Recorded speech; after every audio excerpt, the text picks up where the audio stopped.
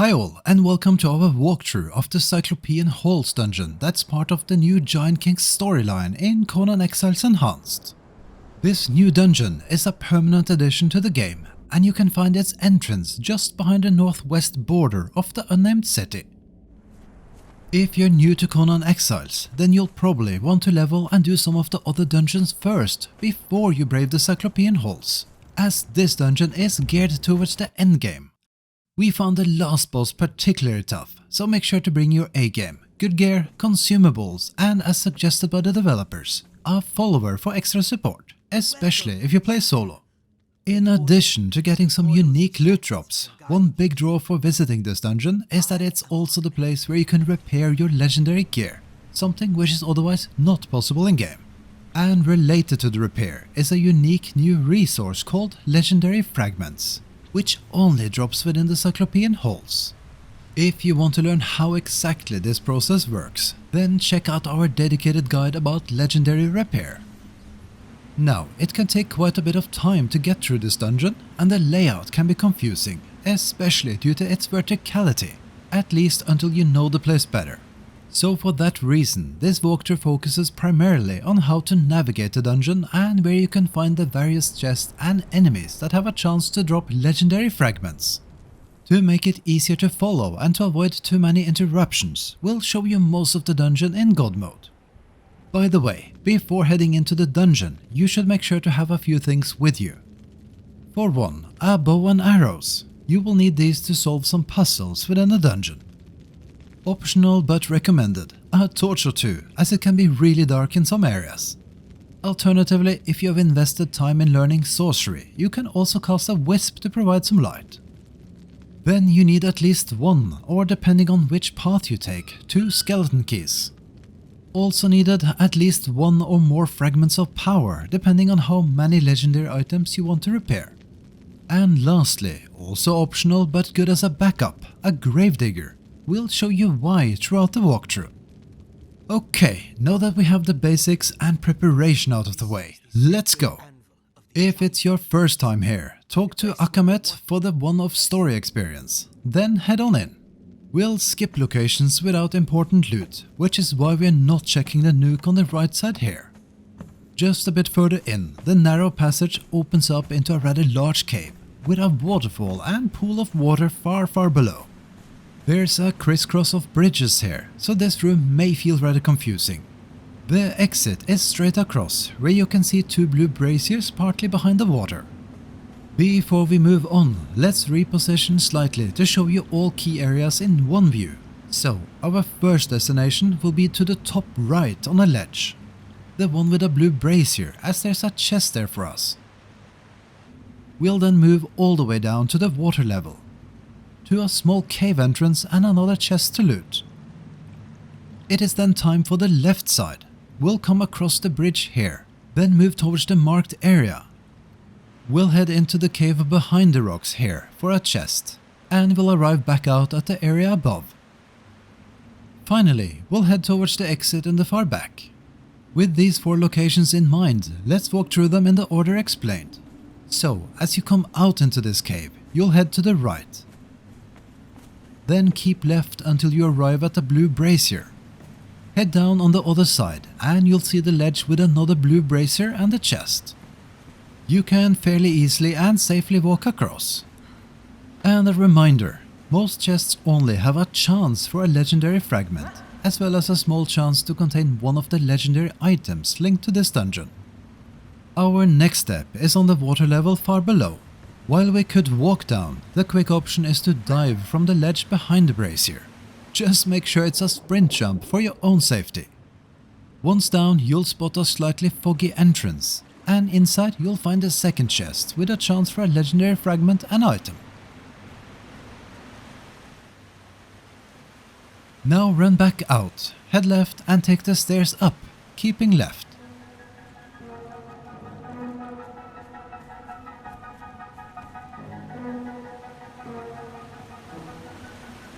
You arrive at a bridge that takes you to the left side, close to the vantage point we used to show you the key locations earlier on. Once across, there are 2 mobs and your goal is to climb up where you can see a rope just behind them. Oh, on that topic, unlike other dungeons you can climb in this one, and small props like ropes along walls will give you hints where it makes sense. We're now at the location on the left we showed you in our overview. Now we'll head into the cave behind the rocks on the left hand side. As you enter, there's a small passage that leads further down. There's a small room where you'll find a treasure seeker blade master and a chest.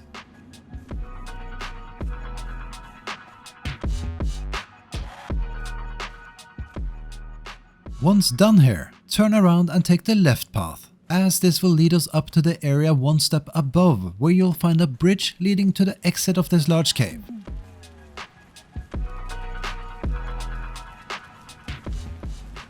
Here we're looking down at the area below where we entered the small passage.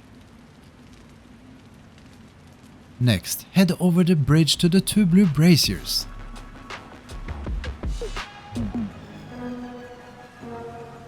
Enjoy the view one last time, and then head on further into the dungeon. In the next area, you'll find the relic hunter Foreman. This is a 2-skull mini-boss that's not particularly hard, and he's on his own up on an elevated area. The good news is that he always drops a legendary fragment, and there's also a chance for one of the legendary items. When you head down on the left side, you'll find a chest in a dark nook as you move on. And that's it for this area, as far as we have found. So, the next part takes us underwater. Here you have 2 options. You can either swim straight ahead where you'll see some large bones, which will bring you to a puzzle area that leads to an optional undead dragon boss. Or you can go left and skip the boss fully if you like. But that means losing out on a chest and whatever the dragon drops, and also a skeleton key when harvesting its body. But for now, let's head left first. Here, we'll find another chest which is located underwater. Keep left and you'll see a stronger light at the surface which you'll need to reach to get air. Once ready, dive down again to the chest. After looting the chest, either get air again or turn back directly and left around the corner. You'll be able to surface shortly again for air, and this cave is also where you'll meet Akamet for the second time if you have yet to complete the story.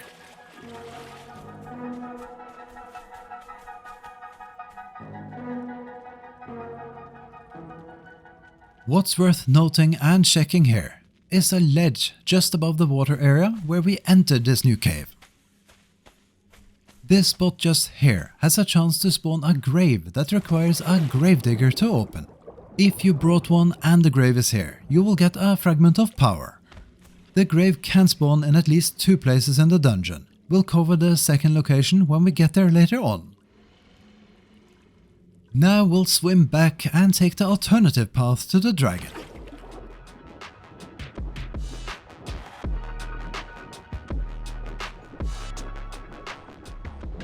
Once out of the water and before you can slay the dragon though, you'll have to solve a small puzzle. In this room there are 3 statues and 3 valves if you like. And to open the gate that leads further, you'll need to use a bow to shoot the valves in the correct order. The solution is tied to the number of swords the statues hold. So in short, shoot the valve that turns the statue with 1 sword first, then the one with 2, and then 3. While looking at the door, it's the right valve, the left valve, then the center valve. Once done, climb up and say hello to the Withered Scion, a 2-skull boss.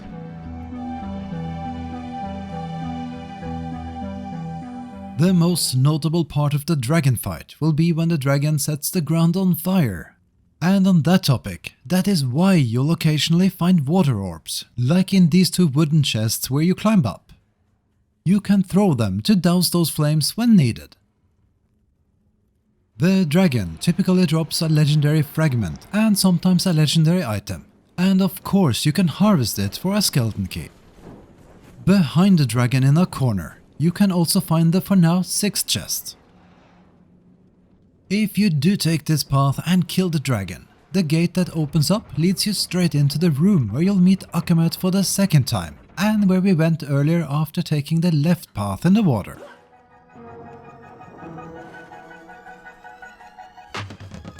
Now, once ready, climb over the ruins with ropes to reach the next phase of the dungeon. From here on, there are no more treasure seekers, but rather skeletons and Giant King NPCs. As you proceed, you will see a purple obelisk and a Giant King NPC next to it that is worth taking out, as they all have a chance to drop a legendary fragment. We'll show you all of them as we progress, but let's first take a closer look at this second huge cave of the dungeon. There's water again at the bottom, which is also the intended path if you don't want to skip anything. There are a ton of structures here, with the most interesting being an area just across from where we stand. That's our goal, as there is one last puzzle there that will lead you into the final part of the dungeon. If you no longer care about fragments and chests and simply want to get to the end, it's possible to cross over to the other side by climbing on the right side, where there's a window of sorts and a small waterfall. We'll take the full round though, to show you all the Giant King NPCs, the chests and a second grave location for a fragment of power. So jump into the water below, then head on to the obelisk. Walk around that obelisk, then up a ramp behind it. Keep right and head around the corner where there's another obelisk and a chest.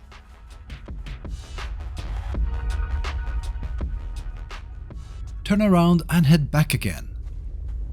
Walk under the fallen pillar and to the left side of the ancient generator tower. There's a Giant King NPC praying there that can drop a fragment. Continue around and past the next obelisk, and just where you see a light on a pillar, there's a small narrow niche you can enter. Inside you'll find another chest.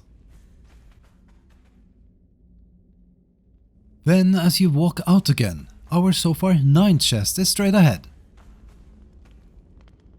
And to the left there are 2 more Giant King NPCs to take care of. Now, the next chest is a bit annoying, as it's rather far up. That said, it seems to be one of the few with a guaranteed fragment. If you're up for it, it's time to climb this tower to the very top.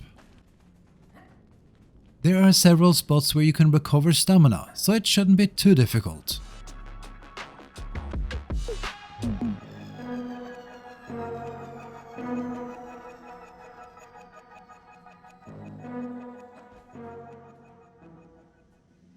Once you've made it up, loot the 10th chest and head back down.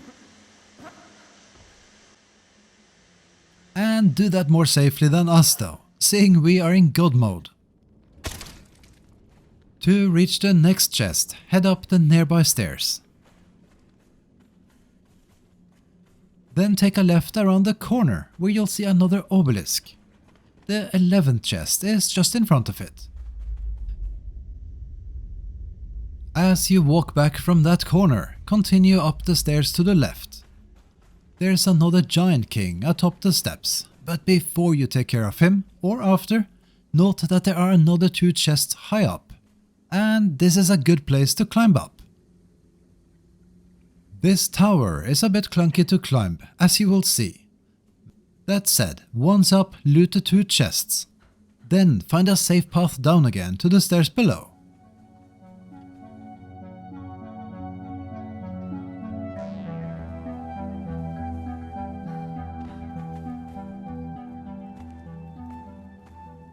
Now continue on, take out the Giant King NPC if not already done, then take a left towards the purple light just behind him. Here you'll find the 14th chest in this walkthrough. And this is also the location where a grave might spawn. So, if you've got a gravedigger with you, open it for a fragment of power. It's the second grave location that we found. That said, we have had instances where we have found both in the same run, only one or none at all. So either there's just a chance or there are locations we have yet to discover. If you have found one of these graves in another spot, do let us know in the comments. As you carry on and reach the top of the stairs, there's an easy to reach chest, hidden just behind the blue crystal light you can see ahead. We are now, as you will see shortly, on the opposite side of where we entered this large cave. That's the first obelisk just across there. To reach the puzzle we mentioned, climb up where there's a clear rope leading up to the floor above. So, this puzzle is exactly the same as the first one. In essence, it's tied to the number of swords the statues hold, so in short, shoot the valve that turns the statue with the one sword first, then the one with two, and then three. The solution this time is to shoot the one opposite of the puzzle first, as in the center one, direct east. Then shoot the right one, and finally the left one, and the gate will open.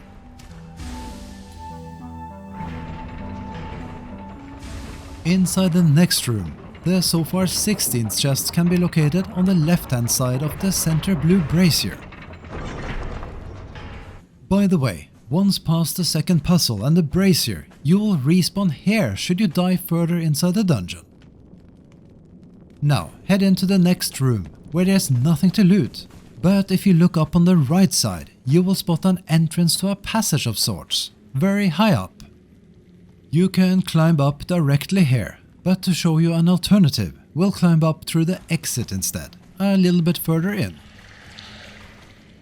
It's located to the right of the stairs, just before the next room with a Giant King statue.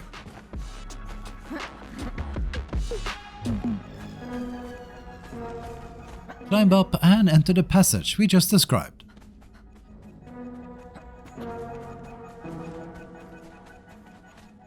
Within it, there is a Giant King patrolling, and in the very end, or beginning of it if you like, there's a chest to loot.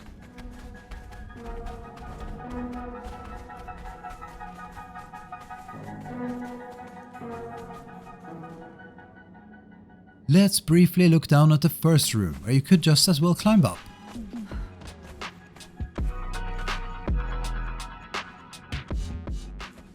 Next, head back to where we came from and enter the next room.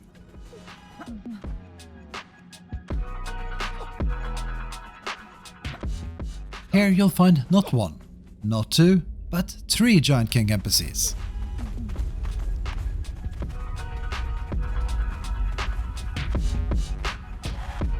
But most importantly, in the back where the third NPC is, there's a pillar laying on its side.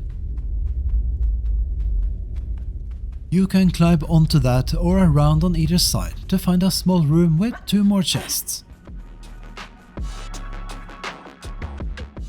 Head back out.